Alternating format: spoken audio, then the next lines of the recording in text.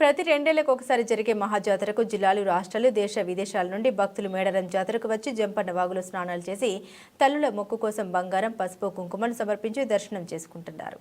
ఇప్పుడు మినీ జాతర సందర్భంగా ఈ నెల 12 నుండి 15వ తేదీ వరకు జరుగుతున్న జాతరకు నేడు రాష్ట్ర మంత్రి సీతక్క తల్లులను దర్శించుకున్నారు. భక్తులు కూడా వేషంగా వచ్చి అమ్మవార్లను దర్శించుకుని వెళ్తున్నారు. భక్తుల రాకను దృష్టిలో ఉంచుకొని పలు అభివృద్ధి కార్యక్రమాలకు ప్రభుత్వం 5.5 కోట్ల నిధులు మంజూరు చేసి పనులు పూర్తి చేసింది. ఇవే కాకుండా జాతర చైర్మన్ ఆర్ఎం లచ్చు పటేల్, సిద్దపోయిన జగ్గారావు, చందా గోపాలరావు, పూజార్లు, ఆర్టీసీ, పోలీస్, దేవాదాయ శాఖ, ఆర్ఎండ్బి, పిఆర్, త్రాగునీటి నీటి శాఖ, విద్యుత్, ఐటీడీఏ, ఏజీసీసీ, ఇరిగేషన్, అటవీ శాఖ, ఇతర శాఖల అధికారులు, పూజారులు, సిబ్బంది పాల్గొన్నారు.